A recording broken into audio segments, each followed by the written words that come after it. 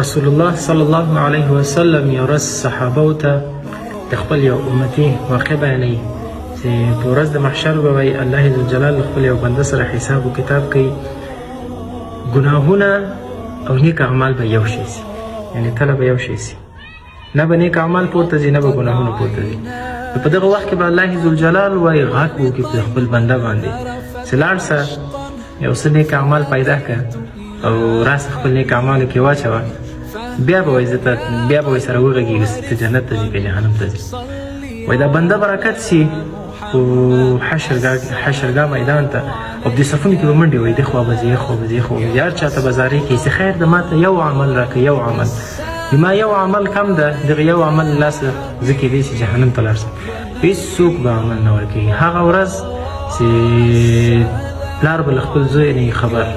خاوند به له خپلې بیبي نه خبر چې چېرې ده او په کوم حالت کې ده. نو په دغه وخت کې به یو بنده غږ پې وکړي دلته راسه، ورته ووایي چې ولې چې وارخطا یې، ورته ووایي چې د ما نیک اعمال او بد اعمال دواړه یو شی سوي دي، یو نیک عمل بل پیدا کړم الله ذوالجلال به ما جنت ته یوسي. نو په دې وخت کې به وایي دا بنده ورته ووایي چې ما په دې خپل ټول عمر کې یو نیک عمل کړی ده،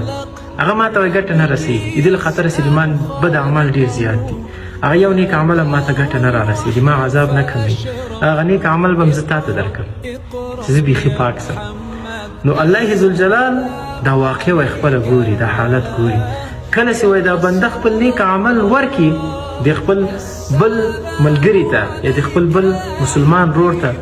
نو دې نیک اعمال به وایي پورته سي، الله ذوالجلال او ملایکې به وایي د جنت زیری پرې وکړي. خو الله ذوالجلال وایي په دغه وخت کې دا چا چې نیک عمل ورکړی او په ټول ژوند کې یو نیک عمل کړی، په دې باندې به غږ وکړي چې دا نیک عمل دې ولې ورکړ. نو په دې وخت کې به وایي دا بنده ورته وایي چې یا الله تا بندګان ډېر غیرتي دي، نه غواړم چې د یو نیک عمل یا د یو وړوکي عمل لاسه د ما یو مسلمان ورور جهنم ته لاړ شي. الله ذوالجلال شان تاسو دغه حالت ته وګورئ چې الله ذوالجلال وایي دا خپله د رحمتونه به په جوش کې راسي او په ملایکو باندې به غږ وکړي چې دا بنده د ما دومره مهربانه ده په خپل بل مسلمان رور باندې، نو زه به سره خمته یم. نو په دغه وخت کې به ملایکو باندې غږ وکړي چې دغه بنده چې هېڅ نیک عمل نه لري، ټول ګناهونه لري، ګناهونه یې حسناتو ته واړوئ، یعنې سیئات حسنات ته واړوئ او په جنت کې ورته درجه ورکوي.